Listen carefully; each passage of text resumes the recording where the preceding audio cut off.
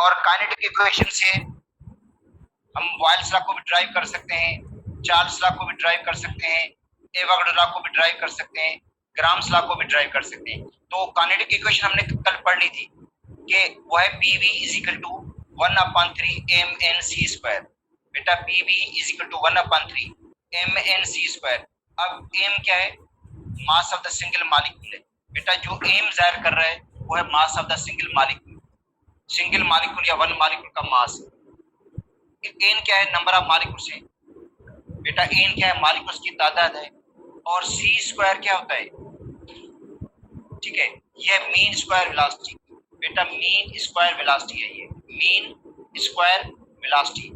ठीक है, तो कल हमने यहां तक पढ़ लिया था। फिर आगे है कि एम तो बेटा mass of the single molecule है ये, और एन नंबर ऑफ मॉलिक्यूल्स है, और c² है मीन स्क्वायर वेलोसिटी। तो मीन स्क्वायर वेलोसिटी को थोड़ा एक्सप्लेन किया गया यहाँ पे। एक्चुअली मैं आपको बता दूं ये टॉपिक पीएमसी के सिलेबस के अंदर नहीं है। ठीक है, और अब जितने भी ये टॉपिक आगे आ रहे हैं ये पीएमसी के सिलेबस के नहीं है बेसिक, मगर हम पढ़ रहे हैं इनको ताकि कोई क्वेश्चन ना आ जाए। और उसके बाद मैं सोच रहा हूँ कि आप लोगों को जो एक्स्ट्रा टॉपिक है, सपोज करते हैं जो पीएमसी के सिलेबस में नहीं है, तो वो मैं अलग टाइम में पढ़ा दूं आप लोगों को, क्योंकि फिर टाइम बहुत चला जाता है इस तरह एक्स्ट्रा टॉपिक्स के अंदर, और जो मेन टॉपिक है वो नहीं हो पाते हैं उतने। तो सोच रहा हूँ मैं कि आपको एक्स्ट्रा टाइम में वो टॉपिक पढ़ा दूं जो समझे पीएमसी के सिलेबस के अंदर तो नहीं है, मगर बुक के अंदर वो शामिल है, उन चैप्टर्स के अंदर वो शामिल है। कभी कभी क्वेश्चन वो उसमें से आ भी एक दो क्वेश्चन आ भी जाते हैं। तो बेटा इसके अंदर है, आज तो हम पढ़ लेते हैं, आगे फर्दर मैं बता रहा हूँ आपको। तो ये c², इसको एक्सप्लेन किया गया। c² है मीन स्क्वायर वेलोसिटी। अब देखो मीन स्क्वायर वेलोसिटी, क्योंकि जो मॉलिक्यूल्स हैं उनकी जो वेलोसिटीज है वो एक जैसी नहीं है बेटा, जो मॉलिक्यूल्स हैं उनकी वेलोसिटी एक जैसी नहीं है, इसलिए उनका एवरेज लिया जाता है। अब देखो एक है n1 मॉलिक्यूल्स, n1 मतलब एक मॉलिक्यूल्स की तादाद है n1 जिनकी वेलोसिटी है c1, एक मॉलिक्यूल्स की तादाद है n2 जिनकी वेलोसिटी है c2, और एक है n3 जिनकी वेलोसिटी है c3। इसका मतलब है उन सब का एवरेज निकालते हैं। ये मॉलिक्यूल्स की जितनी भी वेलोसिटीज हैं बेटा, मॉलिक्यूल्स की जितनी भी वेलोसिटीज हैं उनका हम क्या लेते हैं? एवरेज लेते हैं। इसको हम कहते हैं मीन स्क्वायर वेलोसिटी। मीन का मतलब ही एवरेज होता है। तो यहाँ पे इसको एक्सप्लेन किया गया। देखो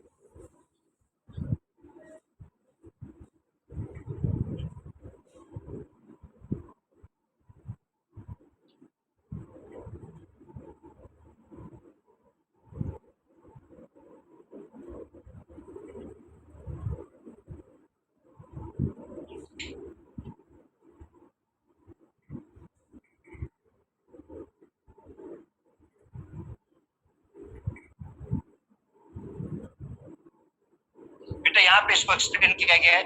ये कह रहा है the idea of the mean square velocity is important. जो मीन स्क्वायर वेलोसिटी का आइडिया है वो अहम है। All the molecules of gas, जितने भी गैस के मॉलिक्यूल्स हैं, जितने भी गैस के मॉलिक्यूल्स हैं under given conditions do not have same velocities. जितने भी गैस के मॉलिक्यूल्स हैं उनकी वेलोसिटी एक जैसी नहीं है। ठीक है, उनकी वेलोसिटीज क्या है? डिफरेंट वेलोसिटीज हैं। जो मॉलिक्यूल्स हैं उनकी वेलोसिटीज डिफरेंट है। ठीक है, अमंग द मॉलिक्यूल्स। और मैक्सवेल ने ला दिया था किसका? डिस्ट्रीब्यूशन ऑफ द वेलोसिटीज का। बेटा पढ़ा था हमने काइनेटिक इक्वेशन में, कि काइनेटिक इक्वेशन के अंदर मैक्सवेल ने भी उसके अंदर एक्सटेंड किया था और ला दिया था किसका? डिस्ट्रीब्यूशन ऑफ द वेलोसिटीज का। डिस्ट्रीब्यूशन ऑफ द वेलोसिटीज, ठीक है, वो क्या कहता है? कहता है n1 मॉलिक्यूल्स हैं बेटा, n1 का मतलब है मॉलिक्यूल्स की तादाद n1 है जिनकी वेलोसिटी है c1, वेलोसिटी क्या है? c1। n2 मॉलिक्यूल्स हैं जिनकी वेलोसिटी है c2, n3 मॉलिक्यूल्स हैं जिनकी वेलोसिटी है c3, n4 n5 इस तरह। उनका हम एवरेज लेते हैं। उनका क्या लेते हैं? एवरेज। तो बेटा ये क्या है? एवरेज है। देखो सी, ये जो मीन स्क्वायर वेलोसिटी है, ये बेटा मीन स्क्वायर वेलोसिटी किसका एवरेज है? c1 square plus c2 square plus c3 square and so on upon n1 plus n2 plus n3। अब मैं बताऊं क्यों। अब n1 मालिक्यूल्स हैं बेटा, मालिक्यूल्स की तादाद n1 है जिनकी वेलोसिटी है c1, n2 मालिक्यूल की वेलोसिटी है c2, n3 मालिक्यूल की वेलोसिटी है c3 and so on.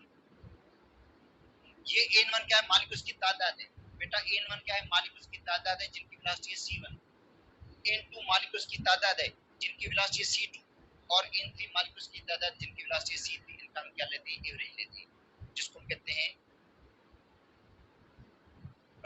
Mean square velocity. Mean square velocity जिसको कहते हैं, सबका एवरेज क्या है, मीन स्क्वायर वेलोसिटी कहलाता है। ठीक है, अच्छा और उसके बाद देखो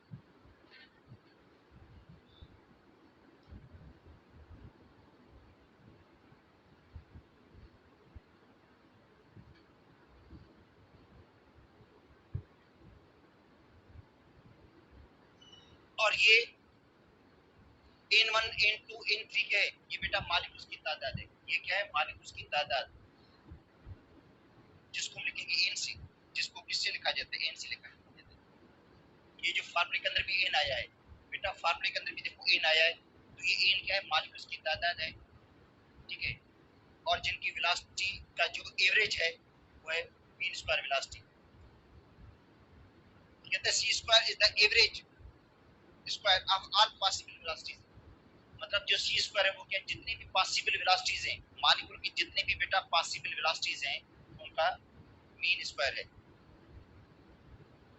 अच्छा, अगर हम इसका स्क्वायर रूट लेंगे बेटा, इसका अगर क्या लेंगे हम, स्क्वायर रूट लेंगे, ठीक है, उसको कहेंगे रूट मीन स्क्वायर वेलोसिटी, उसको कहेंगे रूट मीन स्क्वायर वेलोसिटी बेटा, root mean square velocity, root R M S, root mean square velocity.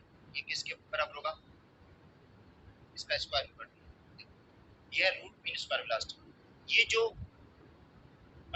Mean square velocity है इसका अंडर रूट निकालना है बेटा, जो मीन स्क्वायर वेलोसिटी है, mean square velocity, mean square velocity का क्या करना है, अंडर रूट निकालना है। और काइनेटिक इक्वेशन के मुताबिक इसका जो जवाब हो जाता है होता है 3 RT upon n। Kinetic equation के मुताबिक ये जो रूट मीन स्क्वायर वेलोसिटी किसके बराबर है, 3 RT upon n, 3 RT upon n बेटा, रूट मीन स्क्वायर वेलोसिटी। ये जो रूट मीन स्क्वायर वेलोसिटी है ना, इसका काइनेटिक इक्वेशन में अगर इसको हम ड्राइव करेंगे, काइनेटिक इक्वेशन के अंदर ड्राइव करेंगे तो ये किसके बराबर है, under radical 3 RT upon n। इसका मतलब है root mean square velocity temperature के डायरेक्टली प्रोपोर्शनल है बेटा, रूट मीन स्क्वायर वेलोसिटी क्या है, टेंपरेचर के डायरेक्टली प्रोपोर्शनल है। टेंपरेचर बढ़ाएंगे तो रूट मीन स्क्वायर वेलोसिटी बढ़ जाएगी, मॉलिक्यूल की मोशन बढ़ जाएगी, और रूट मीन स्क्वायर वेलोसिटी जो है वो मॉलिक्यूलर मास के इनवर्सली प्रोपोर्शनल है।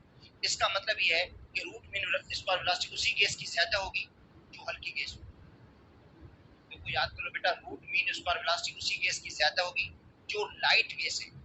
अगर सेम टेंपरेचर हो, सेम टेंपरेचर आप ऑक्सीजन को और हाइड्रोजन को दें बेटा, टेंपरेचर सेम रखें आप दो गैसेस का, तो रूट मीन स्क्वायर वेलोसिटी उसी गैस की ज्यादा होगी जिसका मॉलिक्यूलर मास कम है, क्योंकि मॉलिक्यूलर मास के इनवर्सली प्रोपोर्शनल है बेटा। Root mean square velocity molecular mass के देखो इनवर्सली प्रोपोर्शनल है, टेंपरेचर के डायरेक्टली प्रोपोर्शनल है। तो इसका कोई प्रॉब्लम वगैरह नहीं है, फार्मूला याद कर लो, पॉसिबल है।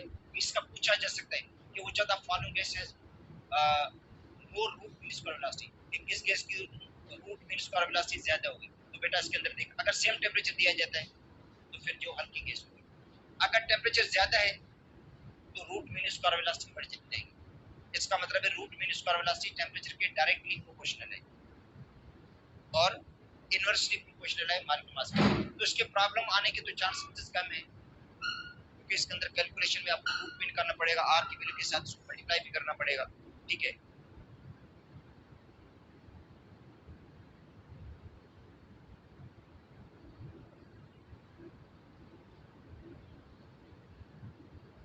हाँ अब उसके बाद है एक्सप्लेनेशन बेटा। एक्सप्लेनेशन किसकी,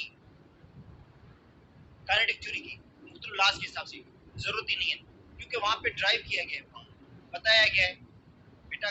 मतलब ये काइनेटिक इक्वेशन से लॉज को ड्राइव किया गया है और फाइनल यही बताया गया पी वी इक्वल टू के, पढ़कर आए हम पी वी इक्वल टू के। और जब हम चार्ल्स लॉ को पढ़ेंगे तो फाइनली प्रूव होगा v upon t is equal to k। वो तो हम पहले भी पढ़ कर आए कि v upon t is equal to k है। तो इसका मतलब है वेरिफिकेशन हो जाती है, मतलब काइनेटिक इक्वेशन के अंदर इन लॉज की वेरिफिकेशन हो जाती है कि ये सही है, एक्सपेरिमेंटली प्रूव हो रहे थे। और ये जो लॉज हैं गैस के नेचर पे डिपेंड नहीं करते। तो बेटा यहाँ पे ये बात की न पढ़ने की आपको जरूरत भी है इसके अंदर, क्योंकि अंदर वो सिर्फ प्रूव किया गया है, इसमें से क्वेश्चंस नहीं आ सकते।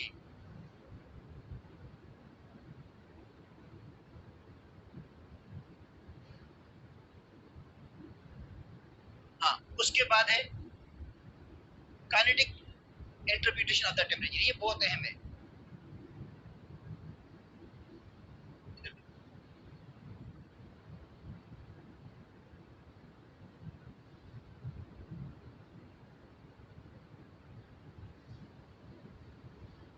बेटा काइनेटिक जो है थ्योरी के अंदर टेम्परेचर की, देखो टेम्परेचर को किस तरह इंटरप्रिट किया जाता है। टेम्परेचर की देखो इंटरप्रिटेशन या टेम्परेचर की एक्सप्लेनेशन काइनेटिक थ्योरी के अंदर, ये फिर भी अहम है तो नहीं सिलेबस के अंदर, मगर फिर भी आपको मैं समझा देता हूँ। देखो काइनेटिक की जो इक्वेशन है वो बेटा है PV is equal to 1/3 mnc²। देखो बेटा kinetic equation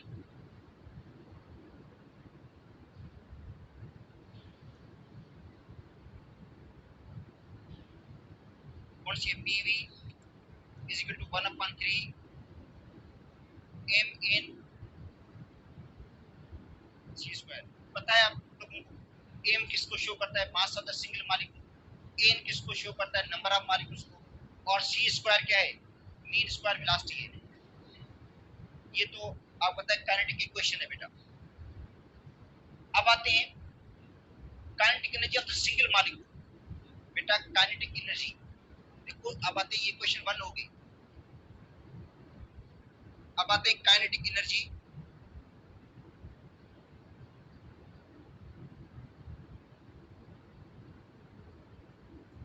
average kinetic energy of one molecule.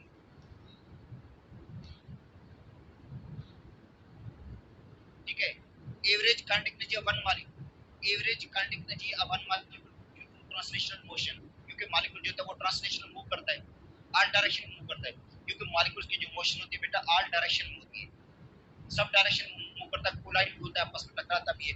तो average kinetic energy of the one molecule, average kinetic energy of the one molecule due to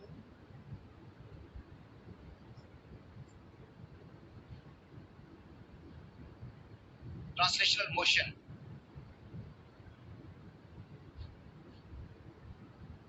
E k is equal to 1/2 mc²। तो बेटा जो average kinetic energy है, average kinetic energy of the one molecule कितनी है, 1/2 m। m का मतलब है mass of the single molecule, और c² क्या है, मीन स्क्वायर वेलोसिटी है। बेटा E k ये एवरेज काइनेटिक एनर्जी है, एवरेज काइनेटिक एनर्जी है सिंगल मॉलिक्यूल की, जो किसके बराबर है, 1/2 mc²। m mass of the single molecule और जो c² है वो मीन स्क्वायर वेलोसिटी है। अब ये क्वेश्चन इसके अंदर हमने पुट करनी है, ये क्वेश्चन सेकंड है मगर इसके अंदर हमने पुट करनी है। ठीक है बेटा, ये क्वेश्चन इसके अंदर पुट करनी है, हमने फार्मूला बनाना है हमने। देखो किस तरह, PV अगर मैं इसको इस तरह लिख दूं 2/3 n और ब्रैकेट में लिख दूं 1/2 mc², तो लिख सकता हूं ये सेम इक्वेशन है। कैसे, 2 में कट जाएगा बेटा, देखो ये 2 इस 2 में कट जाएगा और 1/3 mnc² बन जाएगा, सेम इक्वेशन ऊपर वाली। इसको मैंने इस तरफ दूसरे फॉर्म में लिखा है ताकि इसके अंदर ये क्वेश्चन पुट की जाए। देखो ये क्वेश्चन सेम ही है बेटा, अगर इसको मैं इस तरह काट दूं, इधर देखो तो क्या बन जाएगी, क्या बन जाएगी, इक्वेशन सेम नहीं बनेगी। इधर 1 है, 1/3 mnc² बन जाएगा, सेम इक्वेशन बन जाएगी। इसका मतलब है इस फॉर्म में और इस फॉर्म में कोई फर्क नहीं है बेटा, ये वाला फॉर्म या ये वाले फॉर्म में कोई फर्क नहीं है, इसलिए मैं इसको रिमूव कर देता हूँ। ये सिर्फ समझाने के लिए आपको मैंने लिखा था, ठीक है। हाँ, अब क्या होगा, 2/3 n, ठीक है। अब इसकी जगह क्या आएगा, 1/mc² किसके बराबर है, average kinetic energy of the molecule. बेटा average kinetic energy of the single molecule, E K, यहाँ पे आ गया ई के, क्या आ गया, ई के किसकी जगह पे आया है, 1/2mc² की जगह पे आ गया। तो 2/3 n ई के, n क्या है, नंबर ऑफ मॉलिक्यूल से, और ई के क्या है, एवरेज काइनेटिक एनर्जी है बेटा ऑफ द सिंगल मॉलिक्यूल। अच्छा अब देखो, when n is equal to na, na का मतलब एवोगाड्रो नंबर, मॉलिक्यूल्स की तादाद एवोगाड्रो नंबर के बराबर हो।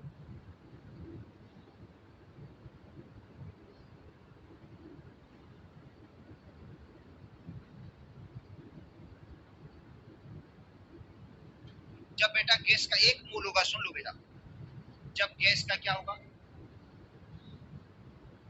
गैस का आप सिंगल मोल लेंगे तो मॉलिक्यूल्स की तादाद एवोगाड्रो नंबर के बराबर होती है। मॉलिक्यूल्स की तादाद किसके बराबर होती है, एवोगाड्रो नंबर के बराबर होती है। तो फार्मूला क्या बन जाएगा, PV इज इक्वल टू 2/3, अब n तो नंबर ऑफ मॉलिक्यूल्स है भाई, जब एक मोल होगा तो मॉलिक्यूल्स की तादाद एवोगाड्रो नंबर के बराबर होगी, जिसको हम लिखेंगे Na, तो क्या हो जाएगा, Na हो जाएगा इनटू E। बेटा देखो PV किसके बराबर है, 2/3 Na क्या है, एवोगाड्रो नंबर है। जब मॉलिक्यूल्स की तादाद क्या होगी, गैस के 1 मोल होगा, गैस का 1 मोल होगा तो n किसके बराबर होगा, Na के बराबर हो जाएगा, ठीक है। अच्छा अब आते हैं आगे हम, तो ये याद कर लो, PV किसके बराबर है, 2/3 Na एवोगाड्रो नंबर, और E के क्या है, average kinetic energy of the single molecule.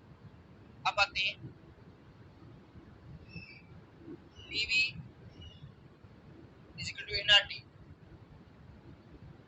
बेटा PV किसके बराबर है, nRT के बराबर होता है।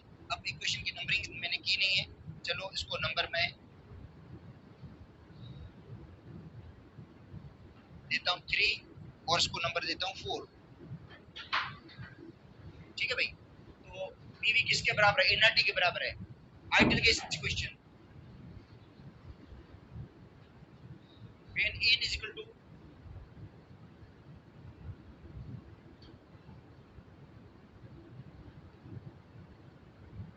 1 मोल, तो PV किसके बराबर हो जाएगा, RT के। 5 इक्वेशन और ये 6 इक्वेशन। अब देखो इसके अंदर भी PV तो पड़ा है ना, इसके अंदर भी PV पड़ा है PV, देखो PV, और उधर भी इक्वेशन में PV पड़ा है, तो पुट इक्वेशन 6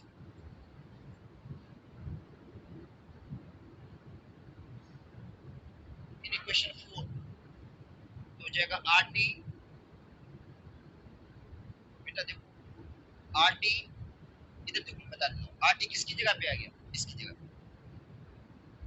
क्योंकि PV बराबर तो RT के, PV बराबर तो nRT का, मगर n की वैल्यू 1 मोल है, तो PV बराबर होगा RT के, तो इसकी जगह पे RT आ जाएगा। तो RT किसके बराबर, 2/3, RT बराबर हो जाएगा 2/3 Na E के। अब याद कर लो E के क्या है, E के होता है average kinetic energy of the single molecule.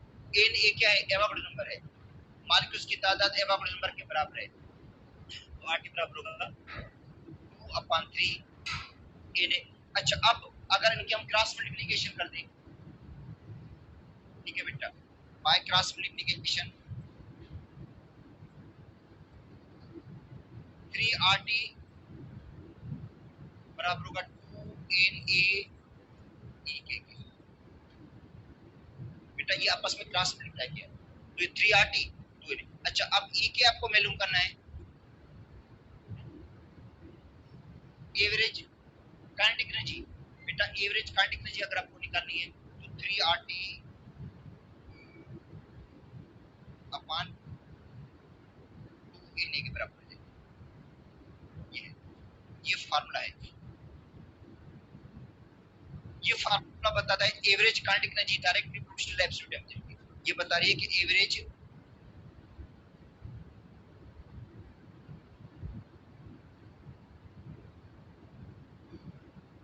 Kinetic energy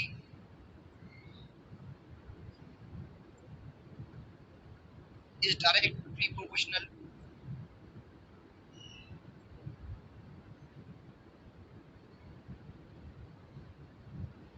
to absolute temperature.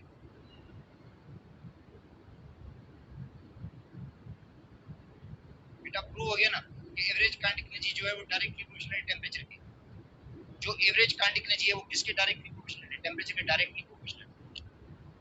Temperature बढ़ाएंगे एवरेज काइनेटिक एनर्जी बढ़ जाएगी, मॉलिक्यूल की मोशन बढ़ जाएगी। ठीक है, और टेम्परेचर जो मेजरमेंट है वो एवरेज काइनेटिक एनर्जी की मेजरमेंट है। बेटा टेम्परेचर मेजरमेंट किसकी है? एवरेज काइनेटिक एनर्जी की मेजरमेंट।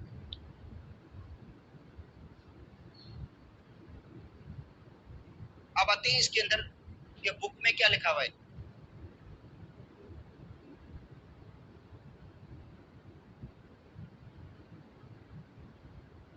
तो बुक में यहाँ तक हमने प्रूव कर लिया है। ये इसके एक्सप्लेनेशन।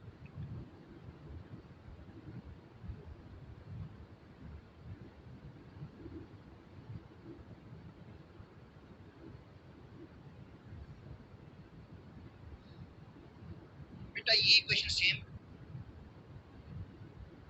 जो क्वेश्चन हमने पढ़ी है कि ई के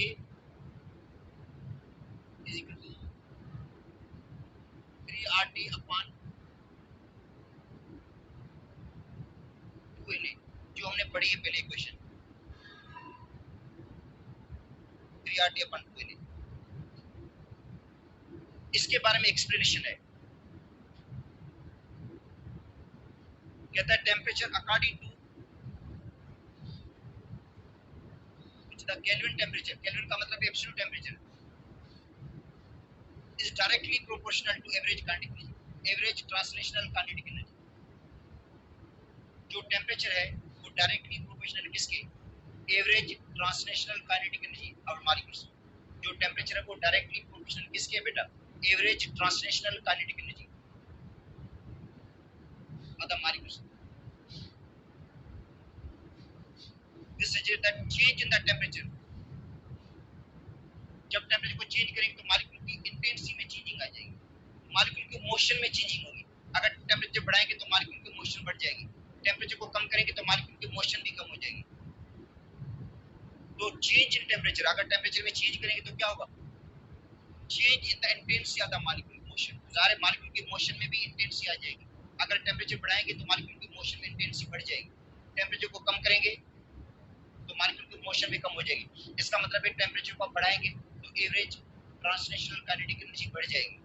मॉलिक्यूल जो होंगे वो ऑल डायरेक्शन में कोलाइड होंगे, मॉलिक्यूल जो होंगे वो ऑल डायरेक्शन के अंदर कोलाइड होंगे, टकराएंगे।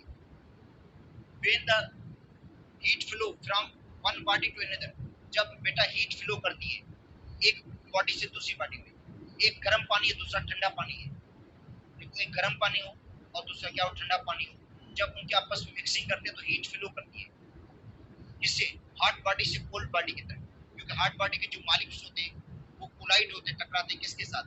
उन मॉलिक्यूल के साथ जिनका टेम्परेचर लो है, और क्या होगा? अपनी एनर्जी लूज कर देते हैं, एनर्जी कोलियन के थ्रू लूज करते हैं। कोलाइड होते हैं ना, आपस में टकराते हैं, टकराने से वो एनर्जी अपनी लूज कर देते हैं। और जो कोल्डर बॉडी होती है उनका जो टेम्परेचर है थोड़ा राइज हो जाता है, बढ़ जाता है, और फिर थोड़ी देर के बाद उनका टेम्परेचर क्या हो जाता है? इक्वल हो जाता है, बराबर टेम्परेचर हो जाता है।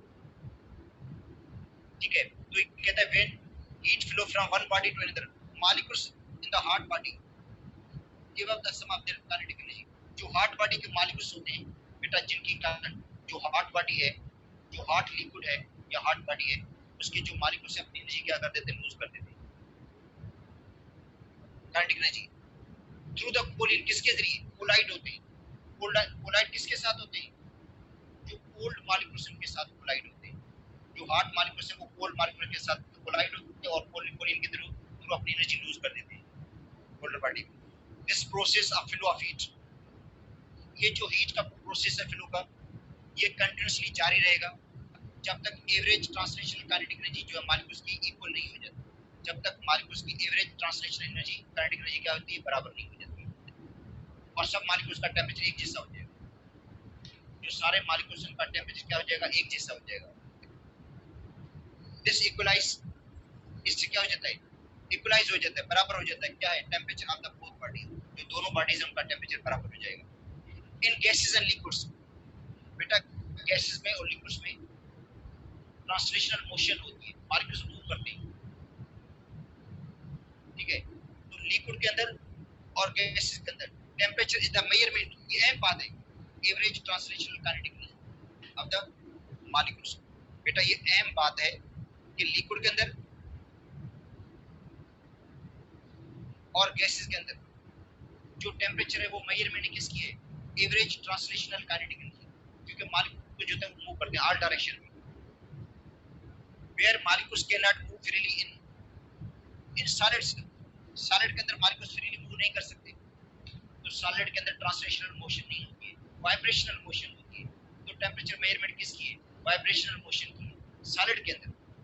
देखो बेटा अहम बात है कि सॉलिड के अंदर molecules can not freely, solid के अंदर जो मॉलिक्यूल्स है वो फ्रीली मूव नहीं करते, तो temperature becomes the measurement of vibrational kinetic energy. तो टेम्परेचर किसकी मेजरमेंट होगी, वाइब्रेशनल काइनेटिक एनर्जी की। बहुत अहम बात, लिक्विड और गैसेस के अंदर जो टेम्परेचर है वो मेजरमेंट किसकी है, बेटा एवरेज ट्रांसलेशनल काइनेटिक एनर्जी।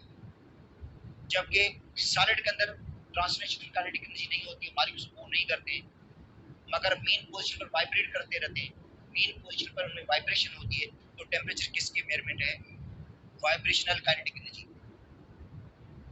ठीक है।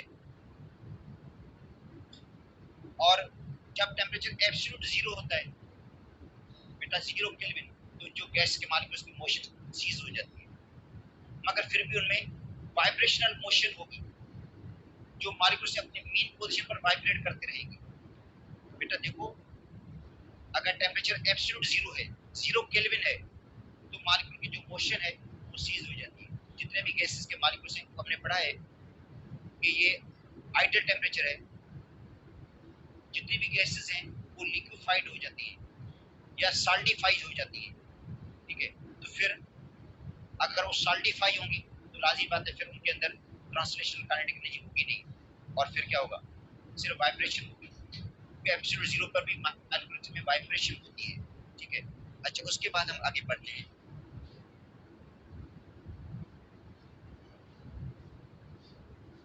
अच्छा, उसके बाद हम पढ़ेंगे लिक्विफिकेशन। बेटा गैसेस को लिक्विफाई करना, तो gases are liquefied at low temperature and high pressure. देखो बेटा, जो गैसेस हैं उनको लिक्विफाई किया जाता है, उनको लिक्विड में तब्दील किया जाता है, मगर टेम्परेचर को क्या करना पड़ेगा, लो करना पड़ेगा, और प्रेशर को high.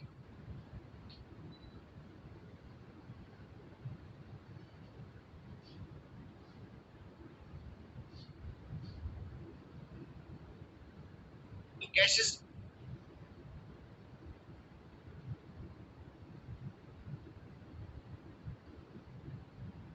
Are liquefied at low temperature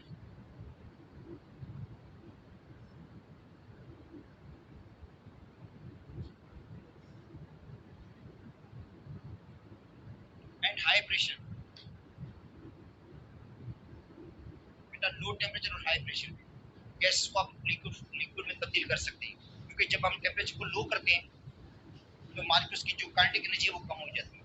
अभी पढ़ा था हमने, जो ट्रांसलेशनल मोशन है वो कम हो जाती है, ठीक है। मॉलिक्यूल स्लोली मूव करते हैं, एक दूसरे के करीब आ जाते हैं, उन गैस के मॉलिक्यूल्स में फोर्स ऑफ अट्रैक्शन बढ़ जाती है, जिसको कहते हैं van der Waals force of attraction. Gas के मॉलिक्यूल्स में van der Waals force of attraction है वो बढ़ जाती है और गैस लिक्विड में तब्दील हो जाती है। और उसके लिए प्रेशर को भी हमें बढ़ाना पड़ेगा, क्योंकि हाई प्रेशर पे गैस के मॉलिक्यूल्स क्लोज आ जाते हैं, करीब आ जाते हैं, और फिर उनमें अट्रैक्शन पैदा हो जाती है और गैस लिक्विफाइड हो जाती है। इसका मतलब है गैस को लिक्विफाइड करने के लिए दो चीजें हैं, एक तो टेम्परेचर है, अच्छा दूसरा प्रेशर। अब इसके अंदर टर्म इस्तेमाल होते हैं, क्रिटिकल टेम्परेचर। बेटा देखो टर्म इस्तेमाल होते हैं, क्रिटिकल टेम्परेचर। क्रिटिकल टेम्परेचर वो टेम्परेचर होता है जिसपे गैस को लिक्विफाई किया जा सकता है, मतलब उसके लिए प्रेशर लगाना पड़ेगा। अब देखो क्रिटिकल टेम्परेचर बेटा वो टेम्परेचर है जिसपे गैस को आप लिक्विफाई कर सकते हैं प्रेशर लगाकर, क्रिटिकल प्रेशर लगाकर उसको लिक्विफाई कर सकते हैं। अगर टेम्परेचर उससे ज्यादा होगा, अगर टेम्परेचर क्रिटिकल टेम्परेचर से ज्यादा है, उसके बाद कितना भी प्रेशर लगाएंगे गैस लिक्विफाई नहीं। बेटा देखो एक ड्रम को समझो, क्रिटिकल टेम्परेचर वो टेम्परेचर है जिसपे वो मैक्सिमम टेम्परेचर है जिसपे गैस को आप लिक्विफाई कर सकते हैं, मगर अकेले टेम्परेचर देकर नहीं, अकेले टेम्परेचर से नहीं, उसके लिए आपको प्रेशर भी लगाना पड़ेगा। उस प्रेशर को हम कहते हैं क्रिटिकल प्रेशर, जिसपे गैस को आप लिक्विफाई कर लेंगे। अगर टेम्परेचर क्रिटिकल टेम्परेचर से ज्यादा है, फिर आप कितने भी हाई प्रेशर लगा दें गैस लिक्विफाई नहीं। अगर टेम्परेचर क्रिटिकल टेम्परेचर से कम है तो गैस इजीली लिक्विफाई हो जाएगी। बेटा क्रिटिकल टेम्परेचर समझिए वो टेम्परेचर है जिस पर वो मैक्सिमम टेम्परेचर है जिस पे गैस को आप क्या कर सकते हो, लिक्विफाई कर सकते हो प्रेशर लगाकर। अगर टेम्परेचर उसी से, अगर सपोज कहते हैं गैस का क्रिटिकल टेम्परेचर है 32 डिग्री सेंटीग्रेड, इसका मतलब है 32 डिग्री सेंटीग्रेड पर वो गैस लिक्विफाई होगी, मगर उसके लिए प्रेशर लगाना पड़ेगा। 31 पे इजीली हो जाएगी, 30 पे हो जाएगी, इससे कम टेम्परेचर पे इजीली हो जाएगी, मगर 33 पे नहीं होगी। भले कितना प्रेशर लगा दें, क्योंकि हद बताई गई है, एक लिमिट बताई गई है। हर गैस के लिए एक्सपेरिमेंट अलग से किया गया है, तो हर गैस का बेटा क्रिटिकल टेम्परेचर अलग होगा, क्रिटिकल प्रेशर अलग होगा। हर गैस के लिए क्रिटिकल टेम्परेचर और क्रिटिकल प्रेशर जो होता है वो अलग अलग होता है। हाँ अब देखो इसमें जो पोलर गैसेस है are easily liquefied than non polar gases.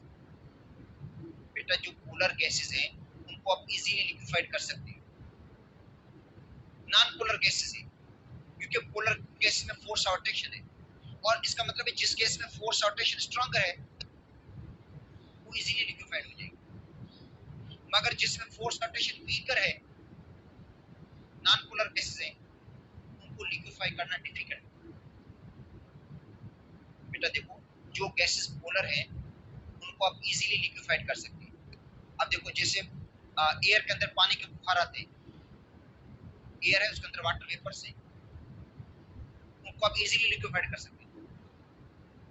जब हम कमरे के अंदर ठंडे पानी का जग रखते हैं तो उसके देखो बाहर ड्रॉपलेट लग जाते हैं, ड्रॉपलेट उसके ऊपर बाहर ड्रॉप लगे होते हैं। एक्चुअली वो एयर के अंदर पानी का बुखार आता है जो लिक्विफाइड लिक्विड में तब्दील होता है। H2O वेपर्स थे, एयर के अंदर जो H2O वेपर्स थे वो इजीली देखो लिक्विफाइड हो गए। इसके लिए इतनी आपको मेहनत करनी नहीं पड़ी।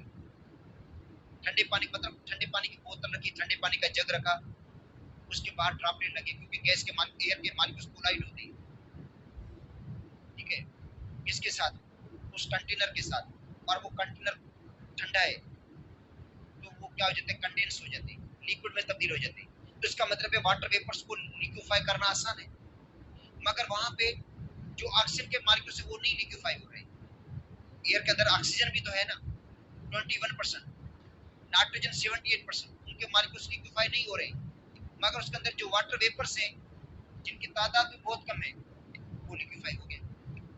इसका मतलब है एयर तो मिक्सचर है ना, नाइट्रोजन का, ऑक्सीजन का, कार्बन डाइऑक्साइड का, वाटर वेपर्स भी है उसके अंदर, नोबल गैसेस भी है उसके अंदर, मगर सिर्फ वाटर जो है वो लिक्विफाई आसानी से हो गया, बाकी नहीं हो रहे। हाँ वो हो जाएंगे, नाइट्रोजन भी हो जाएगी, ऑक्सीजन भी होगी, मगर वो डिफिकल्टी से लिक्विफाई क्योंकि वो नॉन पोलर है। तो इसका मतलब है बेटा पोलर जो गैसेस है उनमें फोर्स ऑफ अट्रैक्शन है और उनको लिक्विफाई करना आसान है, और जो नॉन पोलर गैसेस है उनको लिक्विफाई करना मुश्किल होगा। तो जितनी भी गैसेस हैं इन सब का क्रिटिकल टेम्परेचर होता है, क्रिटिकल प्रेशर। तो क्रिटिकल टेम्परेचर वो क्रिटिकल प्रेशर वो है जिसपे आप गैस को क्या कर सकते हैं, लिक्विफाई कर सकते हैं। बेटा टेम्परेचर और प्रेशर दोनों चीजें, अकेले टेम्परेचर भी नहीं काम मतलब काम देगा, मगर उसके साथ प्रेशर भी लगाना पड़ेगा। मगर क्रिटिकल टेम्परेचर से थोड़ा ज्यादा टेम्परेचर होगा फिर कितना भी प्रेशर लगाएंगे गैस लिक्विफाई नहीं।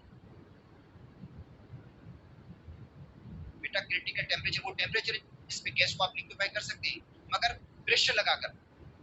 और क्रिटिकल टेम्परेचर से हाई टेम्परेचर होगा, फिर कितना भी प्रेशर लगाएंगे तो वो गैस लिक्विफाई नहीं। अगर क्रिटिकल टेम्परेचर से कम टेम्परेचर है तो इजीली हो जाएगी। इसका मतलब जितना उससे टेम्परेचर कम करते जाएंगे तो वो गैस इजीली लिक्विफाइड हो जाएगी। तो हर गैस का अलग अलग है, याद करने की जरूरत नहीं है, इन टर्म्स को समझ लो बस, ठीक है। मगर ये आपको याद जरूर करना होगा कि किस गैस का क्रिटिकल टेम्परेचर जो होगा हाई होगा, किसका लो। जो पोलर गैसेस है उनका क्रिटिकल टेम्परेचर हाई होता है, और जो नॉन पोलर गैसेस है उनका जो क्रिटिकल टेम्परेचर होता है वो लोअर होता है। वो माइनस में होगा, तभी उनको हम लिक्विफाई कर सकते हैं, अदरवाइज नहीं, ठीक है।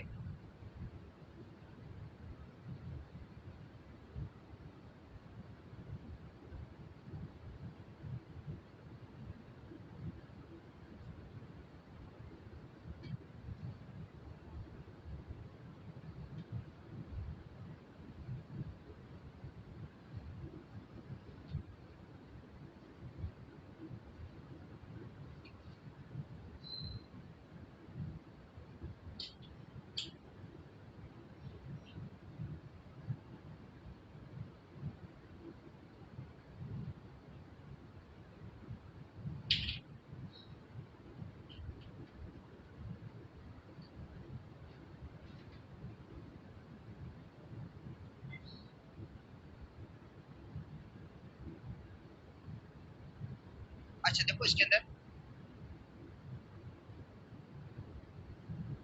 लिक्विफिकेशन आता है कैसे, जनरल प्रिंसिपल ऑफ लिक्विफिकेशन। बेटा जनरल जो प्रिंसिपल है लिक्विफिकेशन का, मतलब जनरल एक प्रिंसिपल है लिक्विफाई करने का, तो वो मैं बता रहा हूँ। जनरल ये है कि लो टेम्परेचर और हाई प्रेशर, टेम्परेचर को लो करके और प्रेशर को हाई करके गैस को आप लिक्विफाई कर सकते हैं, जितनी भी गैसेस है। अच्छा, तो कहते हैं converting of gas into liquid required high pressure and low temperature. मतलब गैस को लिक्विफाई करने के लिए हाई प्रेशर चाहिए, low temperature. High pressure bring the molecules close together. High pressure क्या करेगा, मॉलिक्यूल्स को क्लोज करेगा। बेटा प्रेशर हाई करना का मतलब गैस के मॉलिक्यूल्स को क्लोज करना। And low temperature molecule motion को क्या कर देगा, कम कर देगा। काइनेटिक एनर्जी कम हो जाएगी, अट्रैक्टिव फोर्सेस बढ़ जाएंगी, डोमिनेट हो जाएंगी। अगर टेम्परेचर को लो करेंगे तो मॉलिक्यूल की मोशन कम हो जाएगी और काइनेटिक एनर्जी कम हो जाएगी, मॉलिक्यूल्स में एक फोर्स ऑफ अट्रैक्शन पैदा हो जाएगी। ये चीजें हैं जो गैस को लिक्विफाई कर सकती है। Every gas there exist a temperature, हर गैस का एक टेम्परेचर है। अब वो गैस के नॉट बी लिक्विफाइड, जिससे वो ज्यादा टेम्परेचर को लिक्विफाई नहीं। बेटा हर गैस का अलग से टेम्परेचर है, जिससे अगर टेम्परेचर बढ़ेगा ना वो गैस लिक्विफाई नहीं होगी, उससे लो पे हो जाएगी, लो पे हो जाएगी, मगर उससे हाई पे नहीं होगी। No matter how much the pressure is applied. फिर उसके बाद आप कितना भी प्रेशर अप्लाई करेंगे कुछ नहीं। मतलब जो क्रिटिकल टेम्परेचर है से अगर टेम्परेचर ज्यादा है, मैंने आपको पहले बताया कि एक गैस है जिसका क्रिटिकल टेम्परेचर 32 डिग्री सेंटीग्रेड है, तो उसका मतलब है उसको 31 पे लिक्विफाई कर सकते हैं, 30 पे कर सकते हैं, 29 पे कर सकते हैं, मगर 34 पे नहीं कर सकते या 33 पे नहीं कर सकते, भले कितना भी प्रेशर लगा दें, क्योंकि वो क्रिटिकल टेम्परेचर एक तो समझे एक हद होती है, समझे। अगर उससे ज्यादा टेम्परेचर होगा तो फिर गैस लिक्विफाई नहीं होगी, भले कितना भी प्रेशर लगा दें आप। The highest temperature at which substance can exist as a liquid, एक हाईएस्ट एक टेम्परेचर है जिसपे गैस को आप लिक्विफाई कर सकते हैं, उस टेम्परेचर को हम कहेंगे क्रिटिकल टेम्परेचर। उससे ज्यादा टेम्परेचर पे गैस को लिक्विफाई नहीं कर सकते, मगर उससे कम पे कर सकते हैं। और उसके साथ क्या होगा, प्रेशर भी होगा, ज्यादा प्रेशर भी होगा उसके लिए जो गैस को लिक्विफाई करने के लिए चाहिए। कहेंगे क्रिटिकल प्रेशर, तो क्रिटिकल प्रेशर कहा जाता है, और क्रिटिकल टेम्परेचर, और वो हर गैस का क्या होगा, अलग अलग। बेटा हर गैस का क्या होगा, अलग अलग। क्रिटिकल टेम्परेचर भी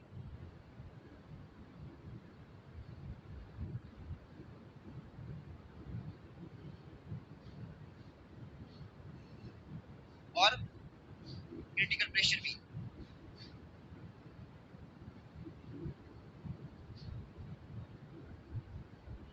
ठीक है, अच्छा यहाँ पे बताया गया ये कि critical temperature and critical pressure are very important. ये अहम है गैस को लिक्विफाई करने के लिए।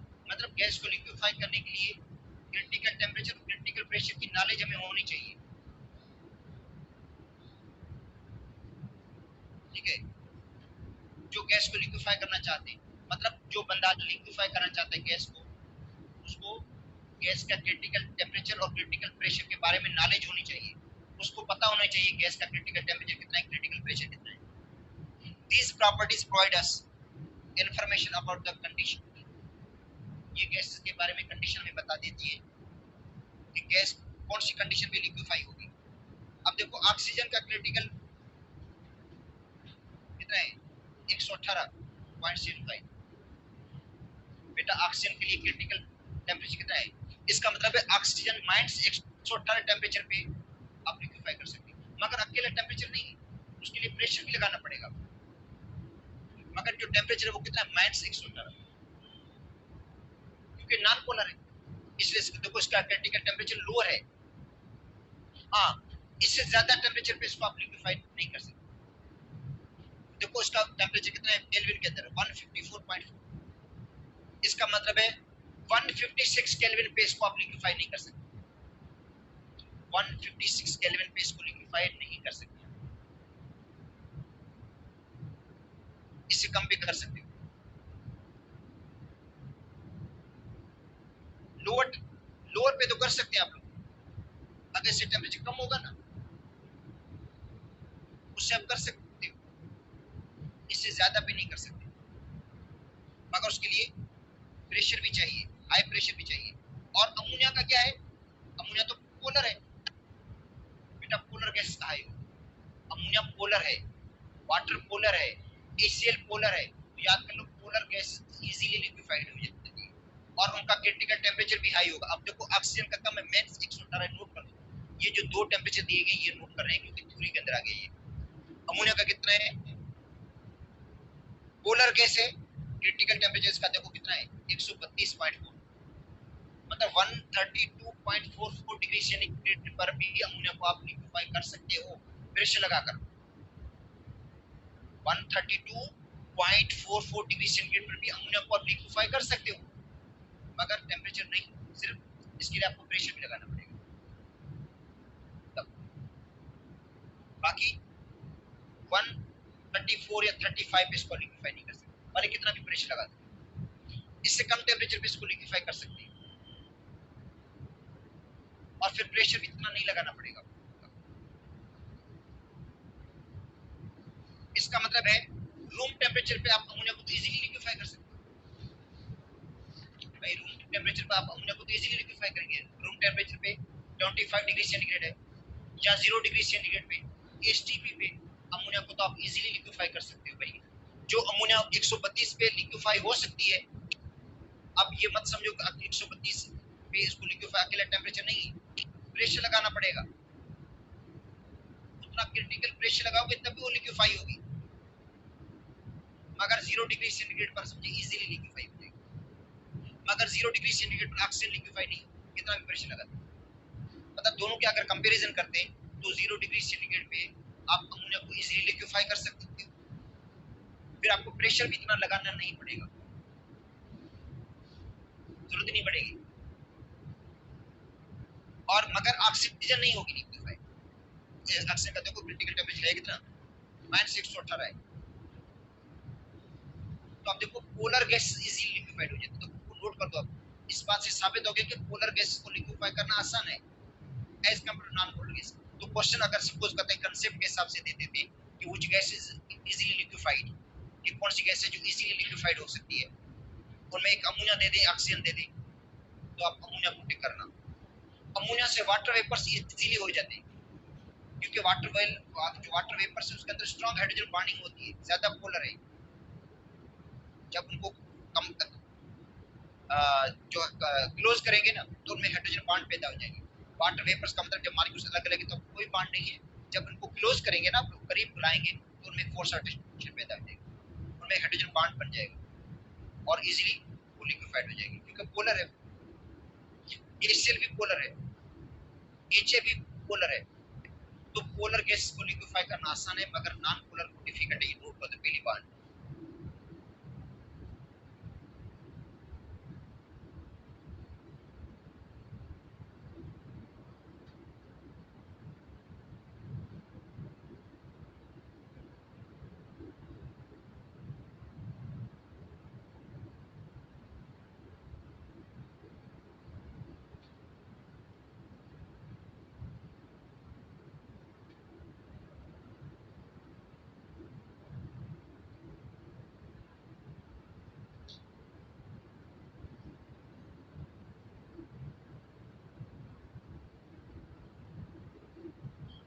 हाँ, अब देखो यहाँ पे भी एक्सप्लेनेशन दी गई है।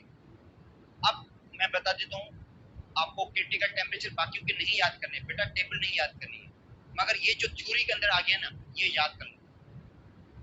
अच्छा, और इसकी एक्सप्लेनेशन जो दी गई है उसको समझ लो। तो क्वेश्चन थ्योरी से आ सकता है। ये तो जो टेबल 3.2 दी गई, आगे टेबल भी है 3.2, शो करती है क्रिटिकल पैरामीटर्स। क्रिटिकल पैरामीटर्स का मतलब है क्रिटिकल टेम्परेचर को, क्रिटिकल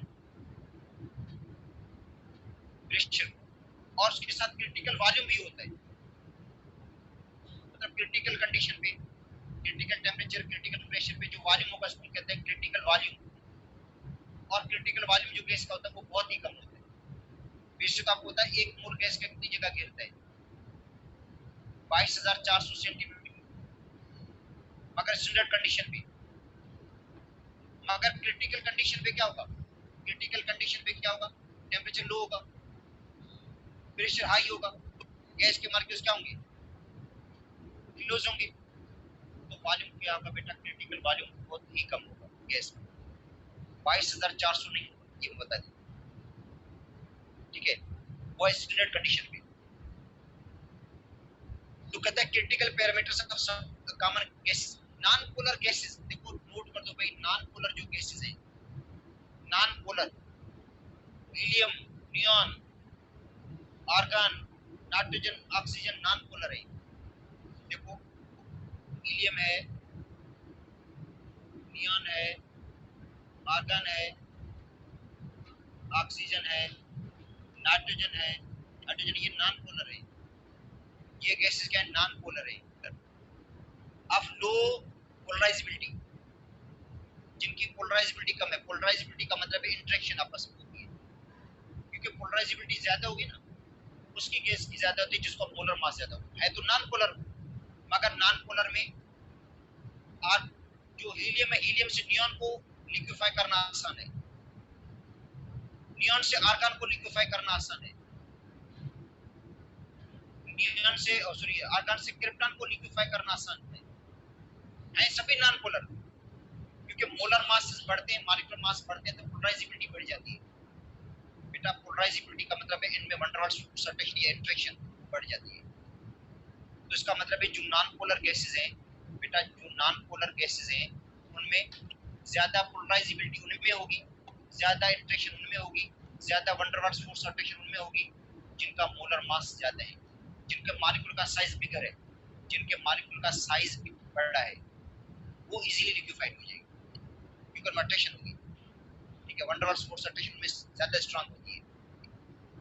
इसका मतलब हीलियम को लिक्विफाई करना डिफिकल्ट है, नियॉन को आसान है, नियॉन से आर्गन को आसान है, आर्गन से क्रिप्टॉन आसानी से लिक्विफाई हो जाएगी। इसका मतलब है जो नॉन पोलर गैसेस है बेटा, जिनका मॉलिक्यूलर मास ज्यादा है, उनमें पोलराइजेबिलिटी ज्यादा होती है, उनमें इंटरेक्शन ज्यादा होती है, उनमें वन डॉट फोर्स सर्टेशन ज्यादा होती है, वो इजीली लिक्विफाइड हो जाती है। अब इसका मतलब है नॉन पोलर गैसेस में भी तबके बने हुए हैं। ठीक है, जिनका मॉलिक्यूलर मास ज्यादा है उनको इजीली लिक्विफाई कर सकते हैं। like argon and very low critical temperature. Substance like H2O vapors, मैंने आपको पहले बता दिया, H2O vapors और अमोनिया, बेटा H2O vapors और ammonia are among the polar gases. ये क्या है? They have better tendency to liquefy. इनमें टेंडेंसी ज्यादा लिक्विफाई होने की, अभी मैंने बताया इजीली लिक्विफाई हो जाती है क्योंकि पोलर है ना, पोलर गैस इजीली लिक्विफाई हो जाएगी। याद करो बेटा, जो पोलर गैस होंगे वो इजीली लिक्विफाइड हो जाएगी। Then carbon dioxide, carbon dioxide non polar है, कार्बन डाइऑक्साइड इजीली लिक्विफाई नहीं होगी।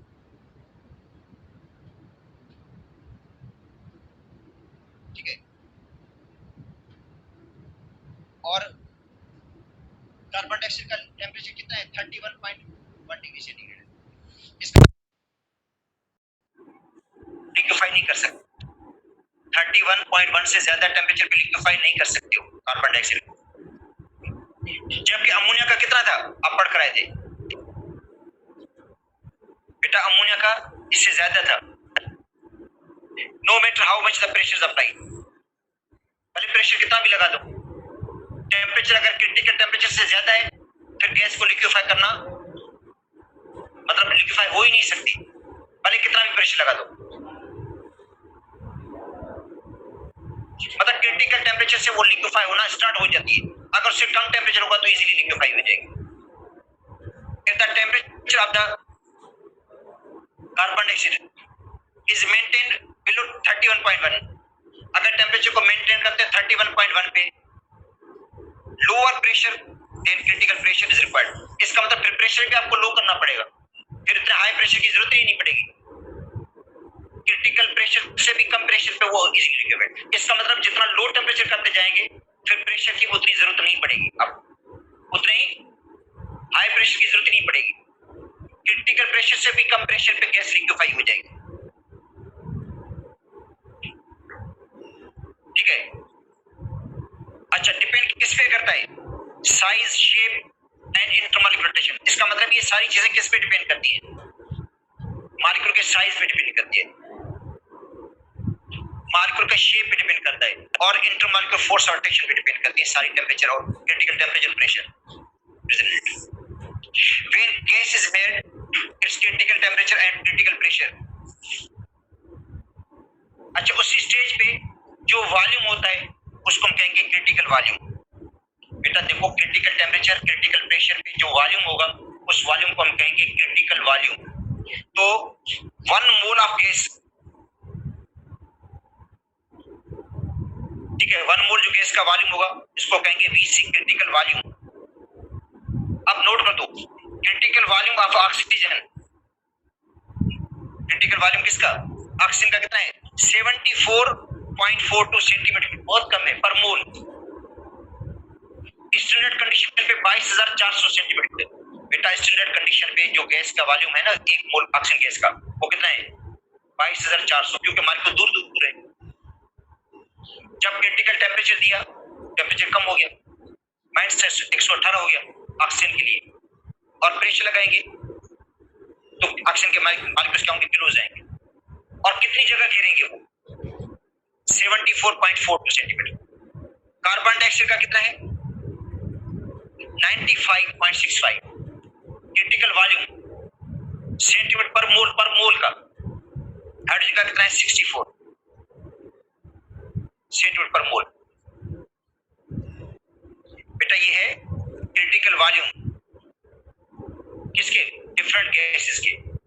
मगर अब मैं आपको बता देता हूं, आपको वो टेबल याद नहीं करनी है, बस ये थ्योरी पढ़ लो, और थ्योरी के अंदर जिनका भी क्रिटिकल वॉल्यूम लिखे वो याद कर लो, बाकी आगे जरूरत नहीं है। कल हम दूसरा टॉपिक पढ़ेंगे।